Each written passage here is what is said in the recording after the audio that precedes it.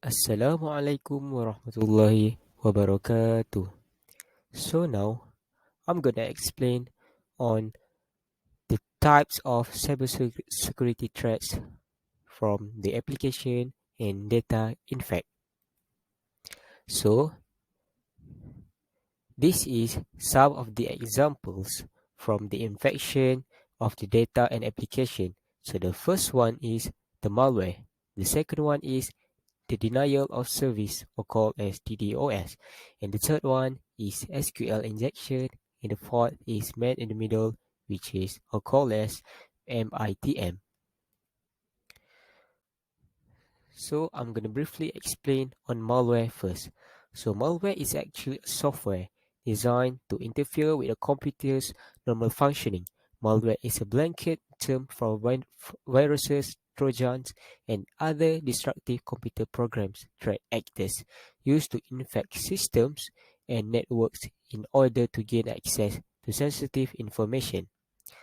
Malware is also or called as malicious software is a file or code typically delivered over a network that infects, exploits, steals, or conducts virtually any behavior an attacker wants.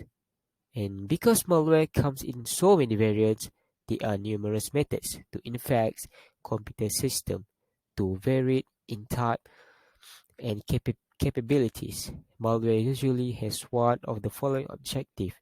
Malware can provide remote control for an attacker to use an infected machine.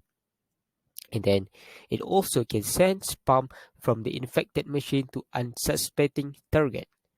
And also can investigate the infected user's local network. It can steal sensitive data. It can enter a computer system without the owner's knowledge or consent. And it also can use a threat vector to deliver a malicious payload that performs a harmful function when it is invoked. So this is what is malware. So next, we're going to uh, explain on denial of service. So denial of service, which are called as DDoS, as it is cybercrime in which the attacker floods a server with internet traffic to prevent users from accessing connected online service and site. Its motivations for carrying out a DDoS vary widely, as do the types of individuals and organizations eager to perpetrate this form of cyber attack. Some of attacks are carried out by disgruntled individuals and activists wanting to take down a company's servers simply to make a statement, have fun by exploiting cyber weakness, or express. Other distributed denial of service attacks are financially motivated, such as competitor disrupting or shutting down another business online operations to steal business away in the meantime. Other involve extortion, in which perpetrators attack on company and install hostageware or ransomware on their servers, then force them to pay a large financial sum for the damage to be reversed. DDoS attacks are on the rise, and even some of the largest global companies are not immune to the DDoS. As the Internet of Things continues to proliferate, as do the number of remote employees working from home, and so will the number of devices connected to a network, the security of each IoT device may not necessarily keep up, leaving the network to which it is connected vulnerable to attack. As such, the importance of DDoS protection and mitigation is crucial disapproval. So next, I'm gonna move to the next, which is the man of the middle.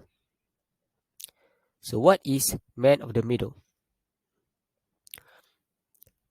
A man in the middle, MITM, attack is a general term for when a perpetrator positions himself in a conversation between a user and an application to either to eavesdrop or to impersonate one of the parties, making it appear as if a normal exchange information in underway targets. The goal of an attack is to steal personal information such as login credentials, account details, and credit numbers. Targets are typically the users of financial applications such as e-commerce sites and the other websites where logging in is required. Information obtained during an attack could be used for many purposes, including identity theft, unapproved fund transfer, or an illicit password change.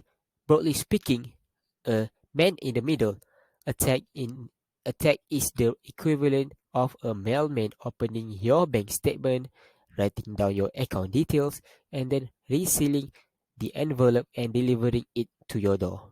So the last one is the SQL injection. So what is SQL injection?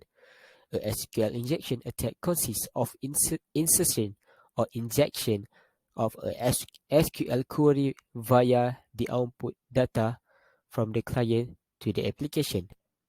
SQL injection attacks allow attackers to spoof identity, tamper with existing data, cause repudiation issues such as voiding transaction or changing balance, allow the complete disclosure of all data of the system, destroy the data, or make it otherwise unavailable and become administrators of the database server. SQL injection is very common with PHP and ASP applications due to the prevalence of older functional interface. The severity of SQL injections is limited by the attacker's skill and imagination, and to a lesser extent defense in depth countermeasures such as privileged connection to the database server and so on. So this is the image of the example of SQL injection. Hacker identifies vulnerable SQL driven websites and inject malicious SQL query via input data, and then malicious SQL query is validated and command is executed by the database, and then the hacker is granted access to view and alter records or potentially act as a database administrator and to steal the data from the users.